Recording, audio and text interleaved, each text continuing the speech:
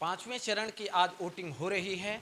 हमारी मौजूदगी आज कौशाम्बी लोकसभा क्षेत्र के गिरसा में है, जो सिराथू विधानसभा क्षेत्र के अंतर्गत आता है। और हमारे साथ बातचीत के लिए मौजूद हैं फायर ब्रांड नेत्री भारतीय जनता पार्टी की प्रतिभा देवी कुशवाहा।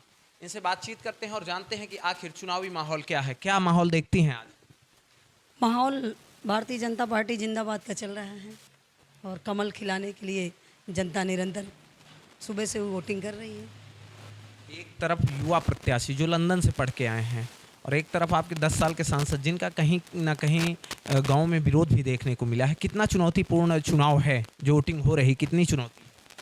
देखिए, चुनौती कुछ भी नहीं है। एक तरफ परिवारवाद, एक तरफ विकासवाद। एक तरफ परिवारवाद, अब बेटा और बेटी की मतलब चल रहा है, अपने बेटे को कहीं ना कहीं वो सेट करना चाहते हैं। और एक तरफ विकास और राष्ट्रवाद का मुद्दा है, इसलिए हमें कोई चुनौती उनका सामना नहीं करना पड़ रहा है। पिताजी तमाम मंचों से दावे किए हैं कि जो कौशाम्बी में आज दिख रहा है वो सब हमारी देन है। कौशाम्बी में बहुत कुछ दिख रहा है, कहने को कुछ भी कह सकते हैं।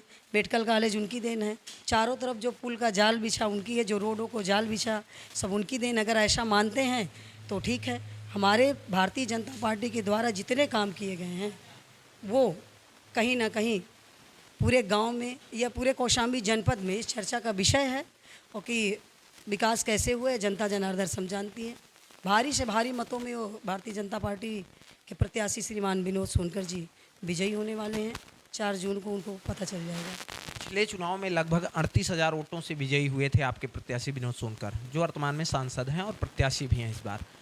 इस बार कितनी चुनौती है, क्योंकि इस बार राजा भैया ने भी अपने पार्टी के जो समर्थक हैं, जो उनके चाहने वाले हैं, जो मतदाता हैं, उनको स्वतंत्र कर दिए हैं। तो क्या मानती हैं कितनी स्वतंत्र कर दिए हैं? आप खुद जान रहे हैं तो व्यक्ति इस समय स्वतंत्र है और लोकतंत्र चल रहा है। लोकतंत्र में क्या होता है, जनता का मत सर्वोच्च मत है, जो इस समय एक हिसाब से समझ लीजिए कि लोकतंत्र का उत्सव ही चल रहा है, जो हर 5 साल में आता है। तो जनता इसको खूब मन से और विकास के, भगवान राम मंदिर के निर्माण पे और धारा 370 पे, महिलाओं के सम्मान में भारतीय जनता पार्टी के पक्ष में मतदान कर रही है। वो जनता देखना चाहती है, तीसरी बात, आदरणीय यशस्वी प्रधानमंत्री मोदी जी को, कि देश की नेतृत्व जो बागडोर है वो हमारे मोदी जी संभालें। इसके लिए स्वयं तत्पर है। हम लोगों को भारी समाजवादी पार्टी के राष्ट्रीय अध्यक्ष अखिलेश यादव ने कहा है कि आटा और डाटा फ्री, केजी से पीजी तक लड़कियों की पढ़ाई फ्री। इसको आप किस तरह से देखती हैं? ये फैक्टर कितना इंडिया गठबंधन के लिए फ़ायदेमंद है और एनडीए गठबंधन यानी कि भारतीय जनता पार्टी के लिए कितना नुकसानदेह? देखिए, नुकसानदेह नहीं है, कथनी और करने में अंतर है। इनका पहले से ही उठा के आप देख लीजिए। बहुत पहले एक कन्या राशि देते थे इंटर पास होने में, तो वहाँ भी बांटे हुए थे, लड़कियों को भी बांटे थे। यानी अल्पसंख्यक महिलाओं को लड़कियों को दिया जाता था और अन्य को नहीं। इन्होंने बंटवारे का, हमेशा बांटने का काम किया है। तो हमारे यहाँ बांटने का काम नहीं होता, सबका साथ सबका विकास। तो ये हमारा जो नारा है, ये जो मुद्दा है, एक बहुत मजबूत मुद्दा है और इस मुद्दे पे हम चुनाव लड़ रहे हैं। इसलिए भारतीय जनता पार्टी 80 के 80 सीटों पे कमल खिलाने का काम कर रही है। कहीं ऐसा तो नहीं जिस तरीके से भारतीय जनता पार्टी लगातार कई सालों से 5 किलो पर यूनिट अनाज दे रही है, उसी में कांग्रेस ने कहा है कि हम 10 किलो पर यूनिट अनाज देने का काम करेंगे। तो कहीं ये फैक्टर इंडिया गठबंधन के लिए बहुत लाभकारी ना? आपने इनका बयान सुना होगा, भाई कुछ और कह रहे हैं, बहन कुछ और कह रही हैं। प्रियंका जी उसी 5 किलो राशन के लेके दूसरा बयान दे रही हैं, है ना। और उसी 5 किलो को राहुल बढ़ाने की बात कर रहे हैं। तो क्या है, ये 4, 5, 10 लोग खड़े हैं एक लाइन में, तो किसी का कुछ बयान आता है, किसी को कुछ बयान आता है। आपस में सामंजस्य नहीं है, आप देख लीजिए। तो ये सब जनता देख नहीं रही है, सब जनता समझ रही है। और अभी आप देखे होंगे कोरोना जैसी महामारी में यशस्वी हमारे प्रधानमंत्री, इवन जो हमारे प्रत्याशी विनोद सोनकर जो लड़ रहे हैं, आदरणीय केशव भाई जी जो हैं हमारे मुखिया हैं, जिस तरह से जनता का ध्यान रखें, जहाँ बाहर थे उनको लाने का काम किए। आपने देखा होगा भारतीय जनता पार्टी का एक एक कार्यकर्ता, इवन जो महिला विंग थी वो भी रोड पे खड़ी होकर के सेवा भावना से लगी थी। आपको कहीं ये लोग लाइन में दिखाई नहीं दिए होंगे। इनके अंदर सेवा भावना नहीं है, ये सब लोग सिर्फ मेवा खाने के लिए परेशान हैं, जो इनको जनता देने वाले नहीं हैं। महंगाई, भ्रष्टाचार और बेरोजगारी पर लगातार इंडिया गठबंधन हमलावर है। तो क्या आपको नहीं लगता है कि सरकार में महंगाई ज़्यादा बढ़ी है, बेरोजगारी है? इस पर आप क्या?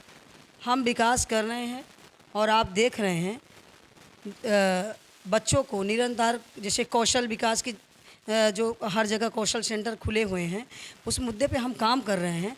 आप बताइए, आपके इतने निर्माण हुए तो क्या वहाँ रोज़गार नहीं मिले? रोज़गार भी निरंतर देने का काम कर रहे हैं, ऐसा नहीं। और विकास की तो बात ही आप देख रहे हैं, चारों तरफ रोडों का जाल, एम्स हॉस्पिटल हर जगह बने, यहाँ मेडिकल कॉलेज हमारे यहाँ भी बन गया है, कादीपुर में डिग्री कॉलेज यहाँ बना। क्या विकास हम भारतीय जनता पार्टी ने नहीं किया? ये सिर्फ कहते हैं और भारतीय जनता पार्टी के शीर्ष नेतृत्व जितने हैं करते हैं। तो कथनी और करने में अंतर है और जनता देख रही है। जनता इनका जवाब जो है वोटिंग करके दे रही है। देश में कितनी सीटें एनडीए गठबंधन जीते? प्रदेश में कितनी सीटें भारतीय जनता पार्टी का गठबंधन? हम 80 की 80 सीट पे जीत दर्ज कराने जा रहे हैं। जनता जनार्दन पूरी तरह से कमल खिलाने के मूड में है और वो कमल खिला के ही रहेगी। अभी आपको पिछले चुनाव में 2022 में कौशाम्बी जनपद की 3 विधानसभा सीटें, तीनों में हार का सामना करना पड़ा। और अगर कौशाम्बी लोकसभा की बात की जाए तो 5 विधानसभा सीटें हैं, जिनमें 3 समाजवादी पार्टी के खाते में है, 2 जनसत्ता दल के खाते में है। तो इसे आप किस तरह से देखती हैं? इसमें कितनी उम्मीद? देखिए, 2022 का जो आपका मुद्दा है उसको हम मानते हैं। 2022 के ही मुद्दे पे जनता पूरी तरह सजग हो गई है कि हमने जिनको जिताया, जिसके लिए जिताया, वो क्या हमारे संघर्ष में शामिल है कि कोई आप रास्ता ढूंढिए। आपको विधायक जी को एक जगह तो गांव में पोस्टर भी लगा था, गुमशुदा। आप जनता सब जान चुकी है कि हमारे बीच में आने वाले नहीं, इनको सिर्फ कुर्सी चाहिए, सिर्फ कुर्सी की लड़ाई लड़ रहे हैं और जनता के विकास के मुद्दे पे ये नहीं लड़ रहे हैं। तो जनता दे करके सब उन्होंने तुलनात्मक अध्ययन कर लिया है कि हमें अब क्या करना है। उसी को अध्ययन करने के बाद पूरा अपने आप जाएंगे गांव-गांव तो तुरंत आपको महिलाएं बताएंगी, या जो भी हमारे जनता जनार्दन मतदाता हैं वो स्वतंत्र हैं इस समय, वो देख लिए कि 2.5 सालों में क्या हुआ है। तो ये गलती दोहराने वाले नहीं हैं, वो कौशाम्बी में कमल खिलाने का ही काम करेंगे। पिछली सरकारों में और आज की सरकारों में जो भारतीय जनता पार्टी की है, इसमें आप महिला सशक्तिकरण की बात हो या महिलाओं का सम्मान हो, स्वाभिमान हो, उसके लिए दोनों सरकारों में कितना अंतर आता है?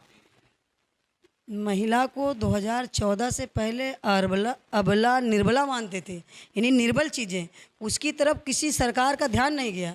ये जो आज गठबंधन जो खड़े हुए हैं ठगबंधन बना करके, कांग्रेस की सरकार हुआ करती थी, किसी महिला के बारे में कभी इन्होंने कभी सोचा था कि महिलाओं का सबका खाता होना चाहिए?